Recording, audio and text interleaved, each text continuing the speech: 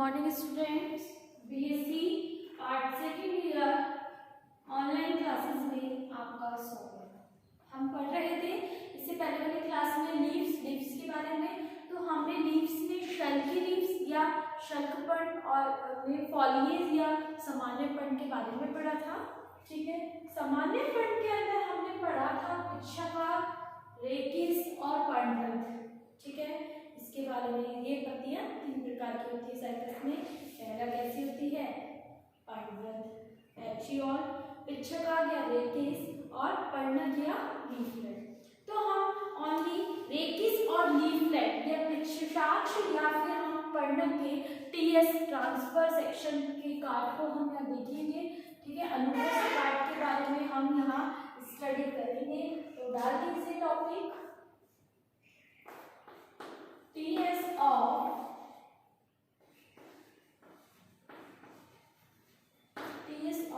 Rachis या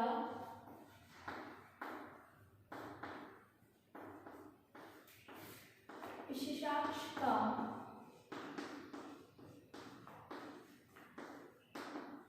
अनुप्रस्थ card, ये टॉपिक है हमारा। इसको डाल लीजिए, नोट डाउन करें।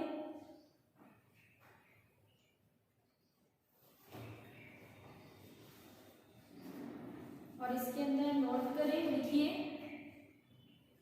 इसका अनुप्रस्थ काट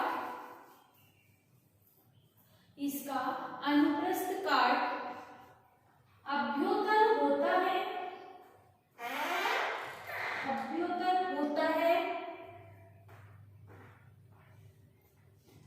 तथा इसमें निम्न भाग होते हैं।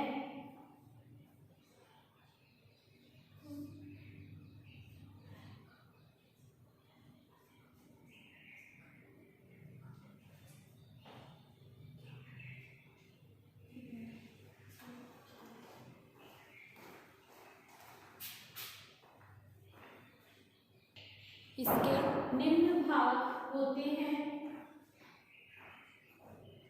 पहला बाह्य त्वचा, इसके तीन भाग होते हैं। ठीक है, सॉरी निम्न भाग होते हैं। इसके पहला जो होती है वो होती है हमारे पास एपिडर्मिस या हम इसको बोलते हैं बाह्य त्वचा। ठीक है, फिर हमारे पास दूसरा जो होता है वो होता है एंडोडर्मिस या फिर हाइपोडर्मिस भी कह सकते हैं हम इसको। ठीक है, हाइपोडर्मिस या अधःत्वचा। तीसरा जो इसका पार्ट होता है वो होता है ग्राउंड टिश्यू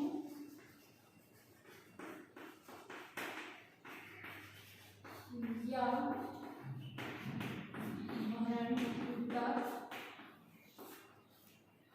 तीसरा पार्ट होता है। चौथा पार्ट जो इसका होता है वो होता है स्टील या रन। ठीक है, इसको लिख लीजिए। चार पार्ट होते हैं, निम्न भाग होते हैं।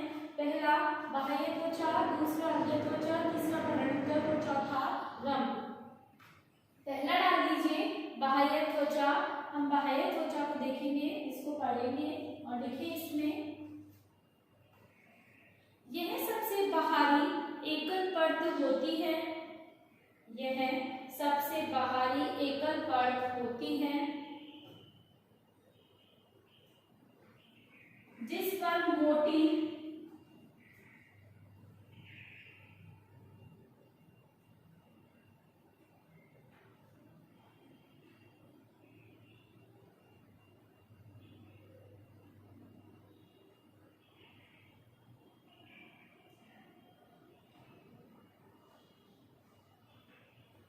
जिस पर मोटी क्यूटीनमय परत होती है। इसमें रंध्र धसे हुए पाए जाते हैं। फिर लिख लीजिए हाइपोडर्मिस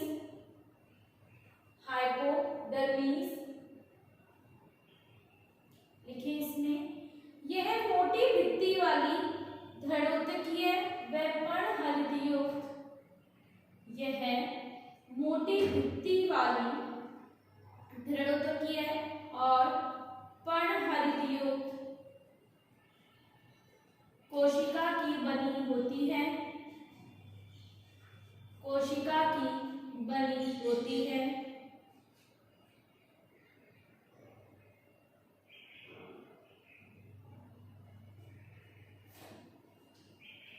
यह कोशिका की सतह की ओर, यह कोशिका की सतह की ओर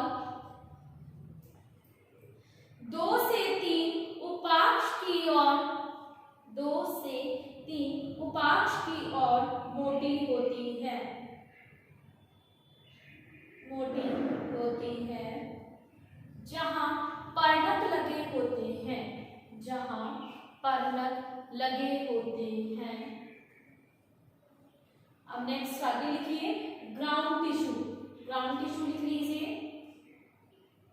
लिखिए ग्राउंड टिश्यू में इसमें कई श्लेष्मा नलिकाएं, इसमें कई श्लेष्मा नलिकाएं तथा संवहन पुल बिखरे रहते हैं, संवहन पुल बिखरे रहते हैं।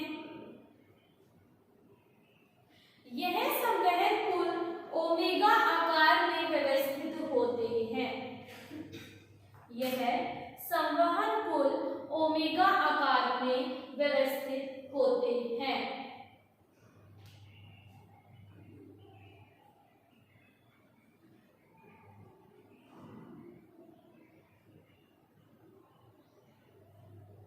नेक्स्ट डाल लीजिए 4th पॉइंट स्ट्रीम या रंग, स्ट्रीम या रंग लिखिए इसमें।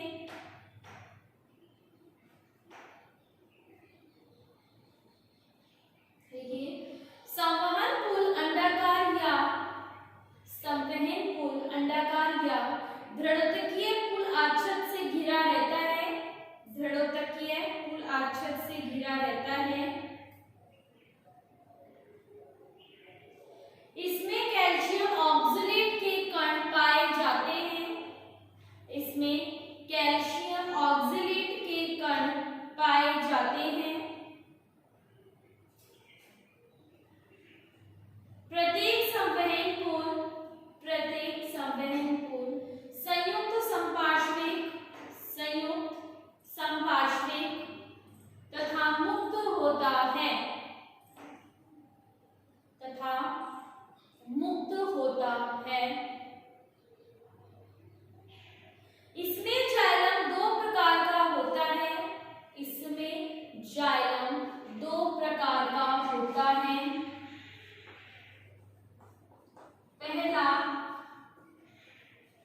पहला सेंट्रीफ्यूगल या अपकेंद्रीय जाइलम, सेंट्रीफ्यूगल या अपकेंद्रीय जाइलम।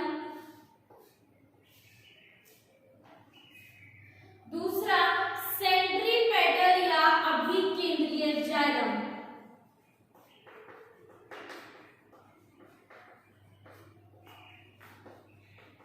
अभिकेंद्रीय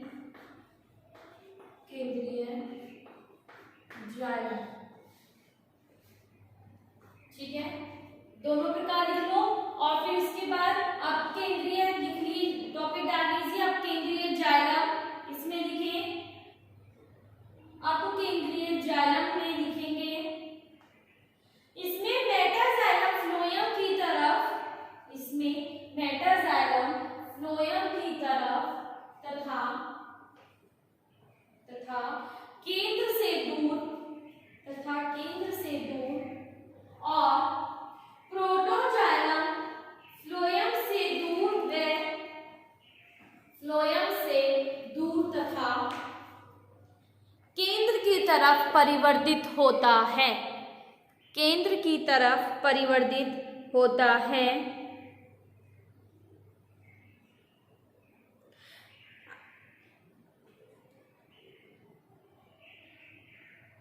यह जाइलम अभिकेंद्रीय जाइलम के, यह जाइलम अभिकेंद्रीय जाइलम के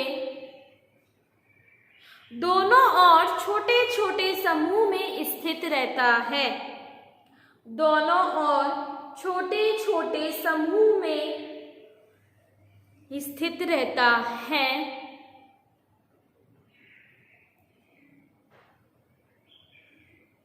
अब डाल लीजिए अभिकेंद्रीय जाइलम। अभिकेंद्रीय जाइलम लिखें इसमें मेटाजाइलम फ्लोएम से दूर, इसमें मेटाजाइलम फ्लोएम से दूर तथा केंद्र की तरफ और प्रोटोजाइलम फ्लोएम की तरफ तथा प्रोटोजाइलम फ्लोएम की तरफ और केंद्र से दूर परिवर्तित होता है। अब ये क्या हुआ, जो अपकेंद्रीय जाइलम था, ठीक है, इसी का बिल्कुल एज इट इज अपोजिट हो गया, ठीक है, इसका अपोजिट हो गया।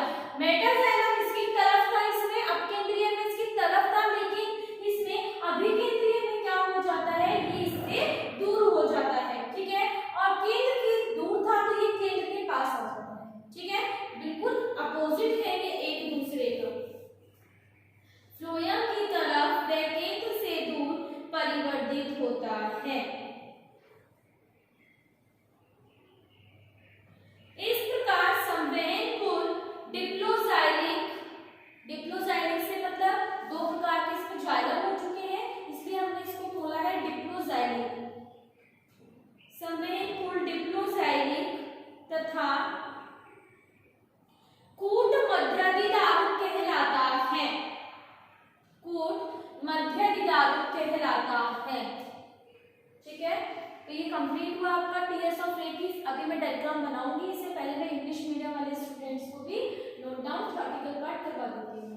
तो लिखिए इसमें इंग्लिश मीडियम वाले स्टूडेंट्स, उनके भी ऐसा टॉपिक नहीं है, ठीक है, उनके भी कंप्लीटली थ्योरी है। तो मैं बता दूंगी जब एपिडर्मिस का है तो एपिडर्मिस हाइपोडर्मिस ट्रांजिशन स्प्लिट डाल दीजिएगा। लिखिए it bears two rows of leaflets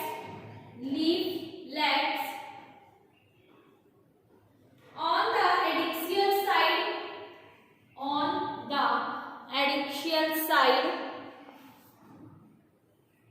full stop.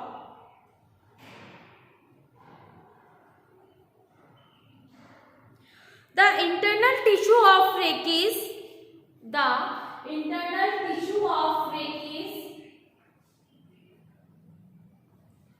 is differentiated into epidermis, hypodermis, gland tissue and streel, full stop. अब डाल लीजिए टॉपिक एपिडर्मिस और लिखिए इसमें the outermost layer is epidermis,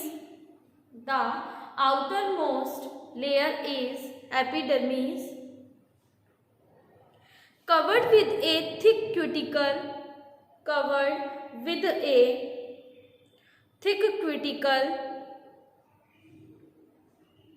as plants are xerophytic and interrupted by सकन stromata. सकन का मतलब होता है अंदर की तरफ धंसे हुए, ठीक है, सकन स्ट्रोमेटा, फुल स्टॉप। नेक्स्ट डाल लीजिए hypodermis,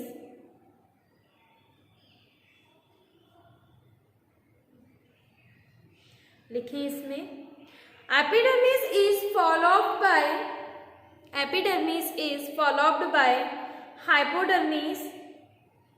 hypodermis, composed of two types of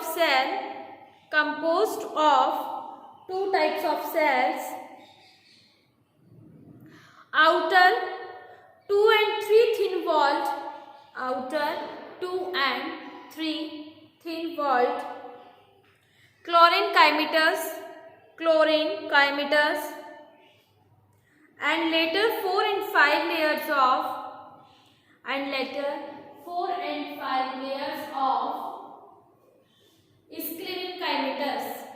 sclerenchymatous cells. Full stop. Next डाल दीजिए ground tissue,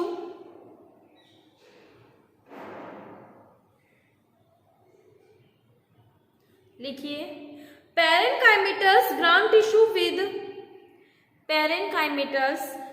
tissue with many mucilage canals, follows hypodermis.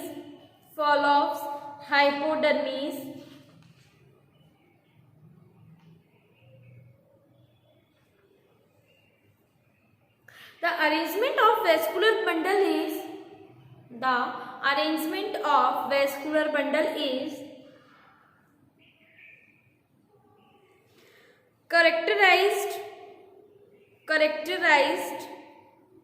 of rachis of cycus.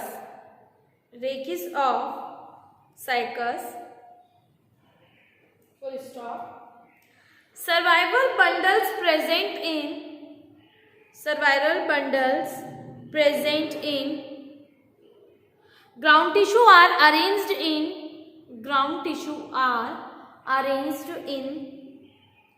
inverted omega shaped manner. Full stop. The vascular bundles are steel में ही चल रहा है ये, ठीक है, steel और ग्राउंड टिश्यू दोनों एक में ही है, तो लिखिए इसमें आगे, चाहे स्टील डाल दीजिए, स्टील लिखे. The vascular bundle are conjoint कोलेक्ट्रियल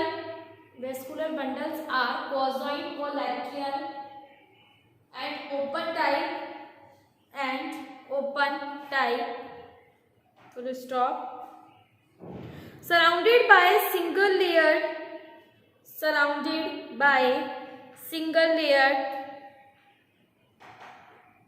bundle sheath made up of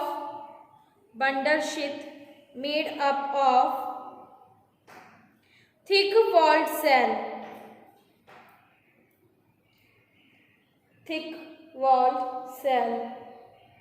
Full stop. Vascular bundles are diploxylic.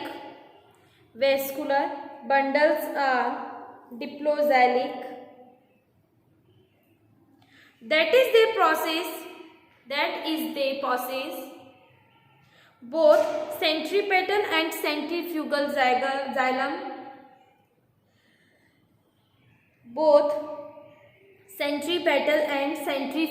xylem. The arrangement of xylem and phloem is different at the base,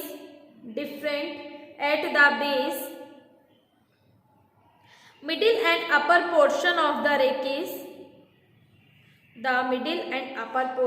the rachis.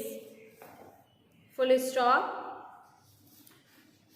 Next अब हम centrifugal और centripetal xylem की बात कर रहे हैं, ठीक है. इसमें तो फर्स्टली आप इसमें डाल दीजिए centrifugal and centripetal xylem.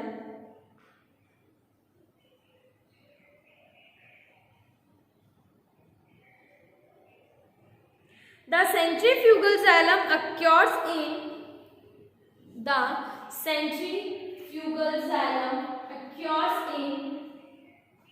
two small groups on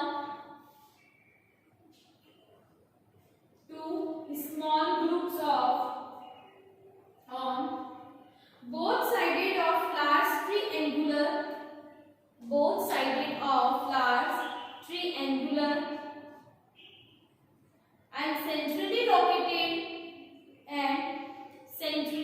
located centripetal xylem. xylem. The phloem is situated on the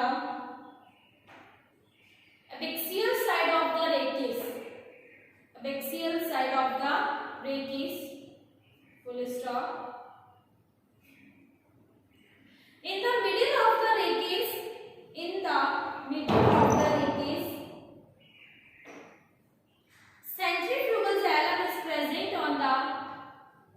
centrifugal xylem is present on the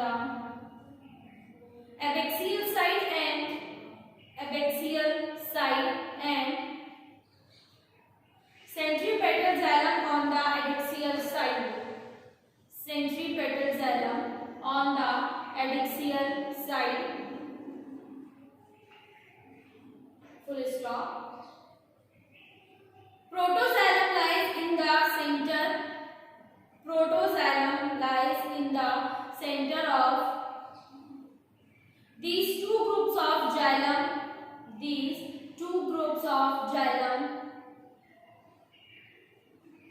Hence mass charge conditions. Full stop. Towards the base of the rachis, vascular bundles show only centrifugal xylem, which is enlarged. Full stop. Phloem is present on the abaxial side of rachis. Phloem is present on the abaxial side of rachis. Full stop. ठीक है, तो ये हो गया TS of rachis का theoretical part. अब हम इसका डायग्राम देखेंगे, तो हम इसका डायग्राम बनाएंगे कंप्लीटली।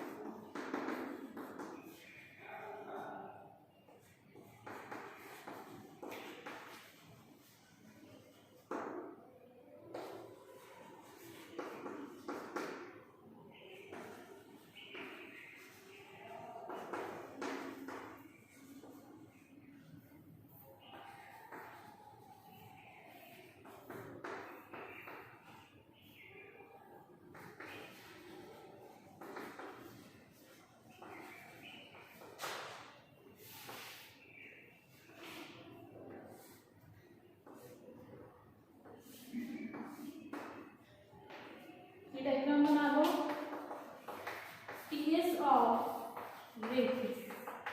ठीक है, ये सीखे है एपिडर्मिस, देन हाइपोडर्मिस, ये ग्राउंड टिश्यू है कंप्लीट। यहाँ से लीफलेट लगे हुए रहते हैं। ठीक है, लीफलेट या पर्नल जिसको हमने बोला है, ये वेस्कुलर बंडल्स है, डिप्लोजाइलिक है, इसमें ज़ाइगोनोटाइड्स में है एकीरा। ठीक है, नेक्स्ट ग्राउंड टिश्यू, ये म्यूसिलेज डक्ट रहती हैं, श्लेष्मीय नलिका जिसको हमने लिखा है। ठीक है, तो आज का टॉपिक आपका यही कंप्लीट होता है। नेक्स्ट क्लास के अंदर हम